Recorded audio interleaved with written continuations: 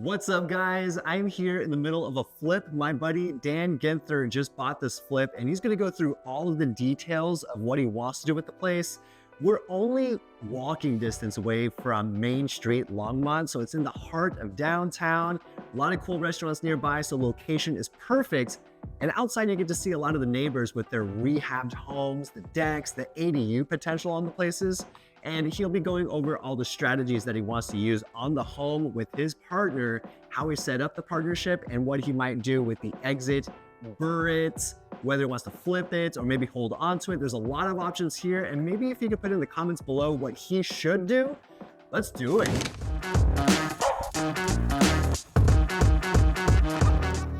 So with that being said, let's go into the house itself and get to see what kind of improvements he wants to make on it.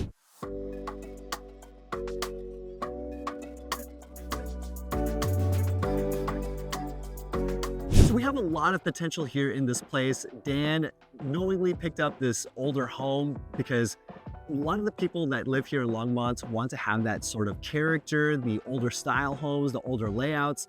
But the thing is, it comes with its own set of problems. For example, asbestos, lead-based paint, and you can even see the chipping of the paint inside the house and even outside of the house right here. So with all that, he's considering all of that stuff, and it's all for potential renovations, and that's why he got it at a decent deal so that he can have a better spread when he goes to sell the property. And here's a little bit of that character that I was talking about. You can see here on the side of the house, this is like siding that's meant to be for outside. Right here, we're in the sunroom, almost like porch area, where you got a lot of windows, a lot of natural light, and a lot of character coming into here. So there's still a lot of improvement that has to happen, especially with the deck, and even on the inside with the hardwood floors, getting it buffed out and all that good stuff. But even just on the outside here, there's so much potential for it to be a very welcoming, maybe lounge space for, the future guests or the investors, just to make it that much more, attractive for the potential renter. So now I'm going to introduce you to Dan himself. He bought the property, he partnered with someone to bring in money, and he's putting in a lot of the work, if not all of the work, to get the transaction done, get the deal done, analyze the deal, and of course, work with the contractors, which a lot of people just forget how much work that actually is, and then finally bring it to the closing table once it's all been rehabbed. So Dan, take it away. Hey guys, welcome to Longmont. My name is Dan Guenther. Welcome to my flip. We are in Old Town Longmont right here, just off of Main Street. This is actually my first personal flip that I'm doing with a money partner right now. We can get into that a little bit too, is how you can actually get into flips like this. If you don't necessarily have all the money or resources yourself, finding a partner, how you do that, and how to make it actually successful and not ruin friendships. That's the big key with these. But right now, so we got a 2-bed, 1.5 bathroom currently, and we're kind of figure out how we're going to actually do this, and pretty much exactly trying to figure out what projects we want to do, what's worth the money, how much each thing's going to cost, and if it's actually going to work out for our flip budget. So right now we're in a bedroom. As you can see here, nothing terrible. We got hardwood floors here. One of the biggest things is we want to keep these hardwood floors to kind of keep the historic vibes and the feels towards it. But also we're trying to consider right now, do we do the windows? Do we change the flooring and like the trim, this door over here that's kind of weird and not actually part of the bedroom? Stuff like that. We got so many little things that you could change, but does it actually make sense financially? So that's kind of something we're working on right now.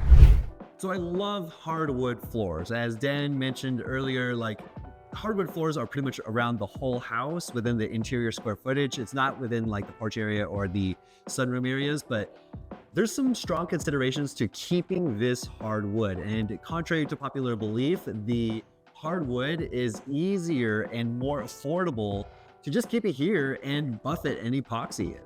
As opposed to putting in an LVP luxury vinyl plank installation, the subfloor, and all that good stuff. It's actually more affordable to keep the hardwood, and in my opinion, it's actually just better looking and more attractive, because it's not often that you see the amenities on houses when I do showings or something like that, LVP is at a higher priority or at a higher attractiveness scale versus the hardwood. The hardwood is just so much more attractive, and if you can keep it, then it's so much better. All right, guys, we're coming into the kitchen here. This is probably one of our biggest projects that we have, and something to consider here. We have, obviously we have the old layout, so things aren't open space concept like most houses that we're seeing on the market right now. So we have some thoughts and some ideas of how we want to do this. Obviously, right here, we got old school dishwasher. We have a gas stove, which we do like, but it's a bit outdated. Cabinets aren't terrible, but they're not great. So we're trying to consider whether we should refinish these and actually do it up the exact same way, or if we should pull things out to open things up a little bit. Another thought here in the kitchen is, obviously we have this window here that is just wide open. This is not normal. So that's something we're deciding if we should actually wall this off and make this like a little storage space on this side, or if we should maybe keep that as some sort of, I don't know. We're still up in the air on that.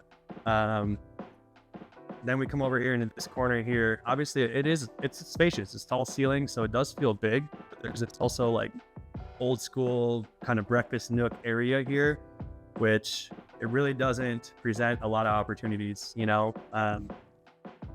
potentially we're thinking about putting a fridge in here because it's outside right now, and maybe doing a pantry or storage space. But as you can see, I'm almost 6 foot tall and I can barely fit in here. So there's not a lot of space to actually work with it.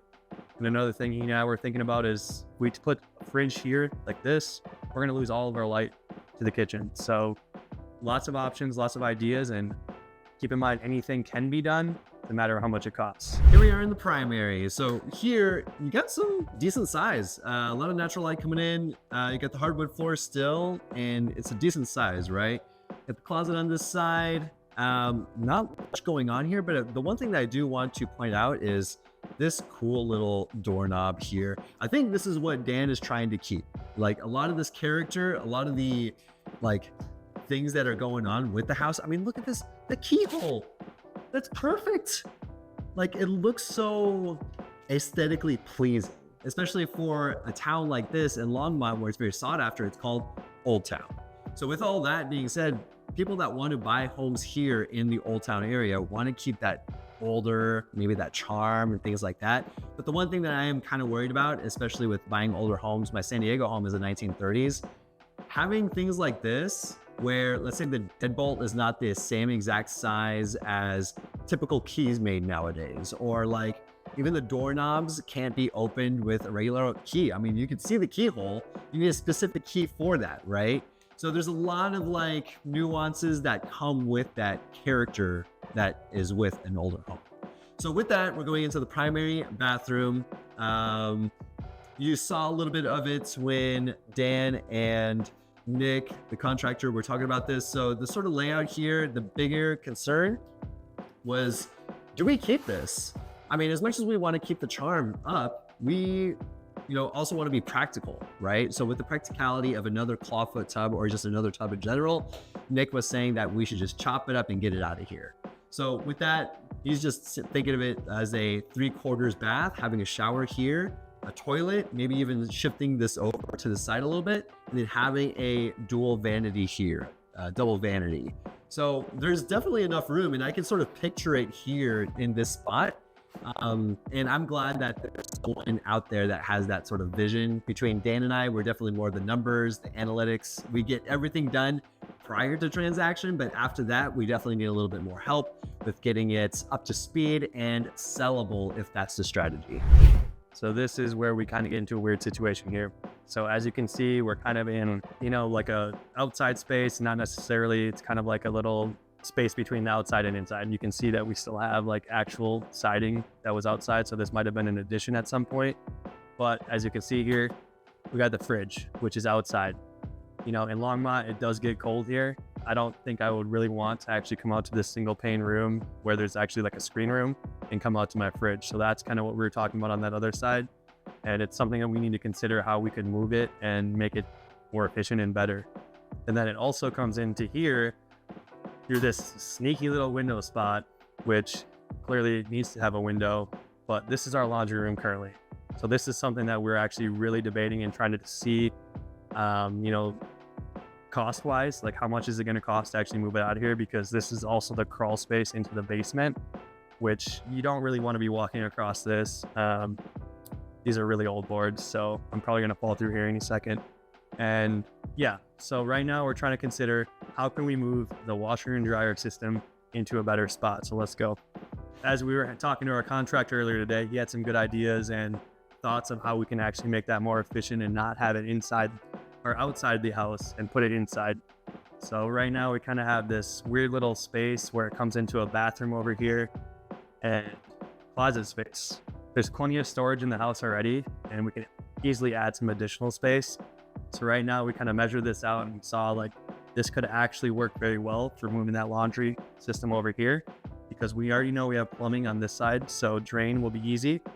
And then we just need to get a 220 volt put in here, and potentially our new washer and dryer setup will be in here. Whether it's stackable or side by side, we can easily pull these doors out and kind of make some more space for it if we needed to.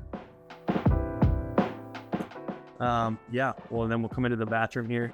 As you can see, we kind of got started on the demo here, but this will be one of the ideas we have is obviously we have that clawfoot tub over there, and talking to the contractor, we talked like, hey, you don't need 2 tubs really.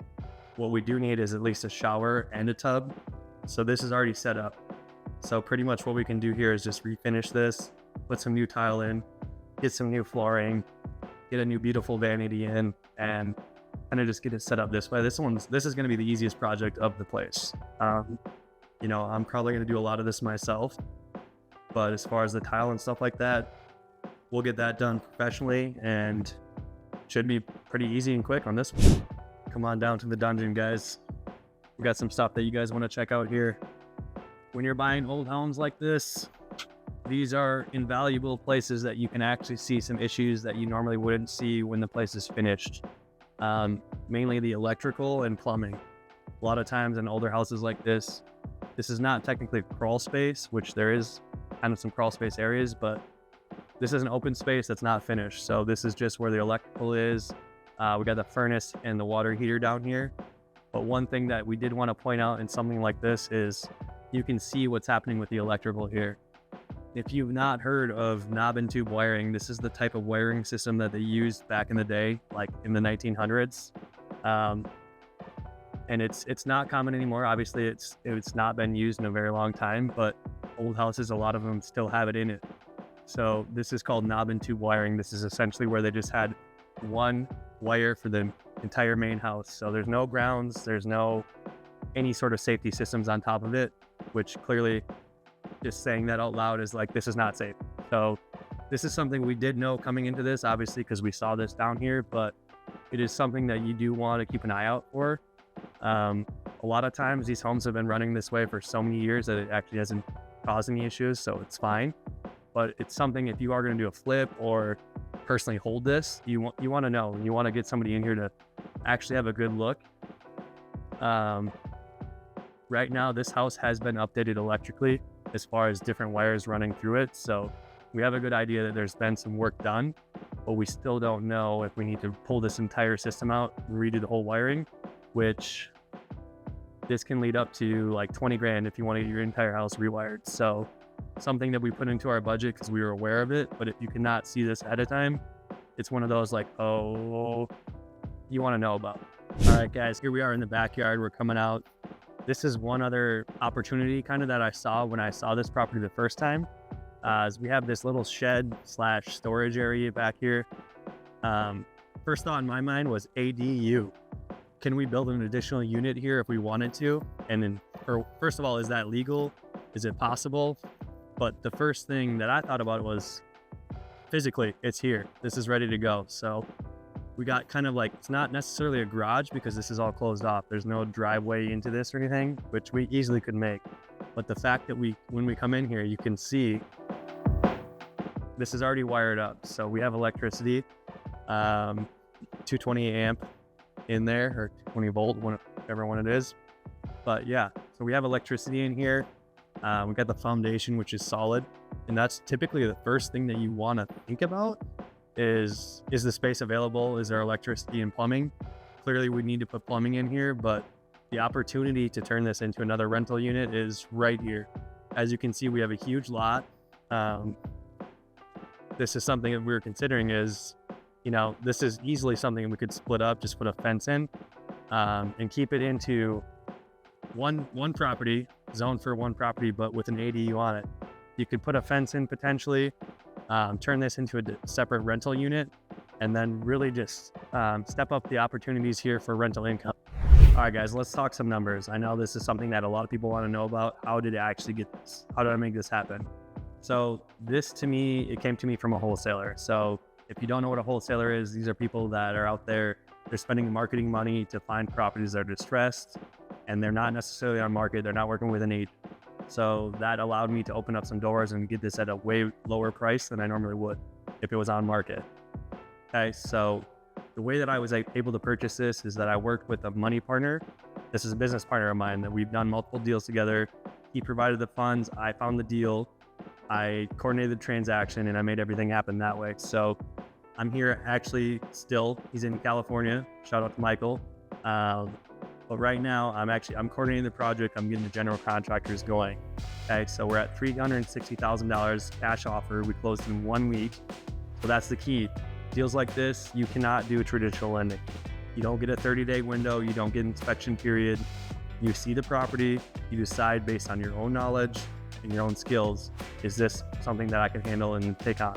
So with that in mind, we had $360K in the budget for the purchase. On top of that, we had $80,000 worth of renovation budget, and that's going to include the bathrooms, all the projects that we're going to talk about as well, painting, exterior, any other little things that come up. So on top of that, let's see, what else do we have involved? Well, there's also holding costs. So that's the big thing. We used a hard money loan on this one. So this is an interest-only loan. We had to put 10% down. So it was about $70K to get the keys to this house. And on top of that, we're paying about $3,300 a month, interest only. And we're projecting it to be about 6 months long. So hopefully we can do it quicker because there's no prepayment penalties on this one. So as soon as we're done and we pay that loan off, whether we burr it and we refinance into a traditional loan, then the payments will change that way. If not, we're out of that. So good to go on that. Pretty much ideal picture on this one is when we ran the ARV after repair value is we were shooting for about 520. And the thing with this is that our hard money lender actually did their own estimate on that as well, and they confirmed. So if the big guys that have the actual money they're going to lend to you are saying that, yeah, you're good, that also confirmed what I was thinking and the things that I was doing when we were applying for this loan. So we're shooting for about 520, and ideally, depending on how we actually fix this thing up, we can be up into the 600 range. So we have some wiggle room, and we can also take things out of the project if we need to, things that maybe aren't necessary, but they're extra. So when you're doing flips like this, you really want to consider what's necessary to actually get the house sold, what's the most immediate things, and then what's extra to make it actually look better and sell in the market. So we could either sell this in 2 months and just do the basics, or we can take 6 months right now and really make this like the best top-notch spot in Longmont. That is it, dude. This flip is going to be freaking sweet. Of course, I feel like this is just going to be a part 1. Part 2 is coming up in the near future. With all of this happening within 6 months or less, I am definitely going to keep you guys up to date with everything that Dan is doing. So really stoked on that. Dan, thanks so much for hanging out and like showing us like the ropes of flipping. I myself have not done one, but I know some really cool guys like Dan here that can definitely help you out with just getting the understanding of it, what you should take account for, especially with certain rehabs, certain areas and things like that. With our powers combined, we are Captain Planet, right? So again, thanks guys. Thanks for hanging out. Dan, any last words? Thanks for coming over, guys. We'll keep you updated as we go, but definitely don't jump into this without making educated decisions. So that's big. A lot of people lost their shirt on it, and even currently we know people that are losing their shirts on it. Well, thanks again, guys. We'll see you next week.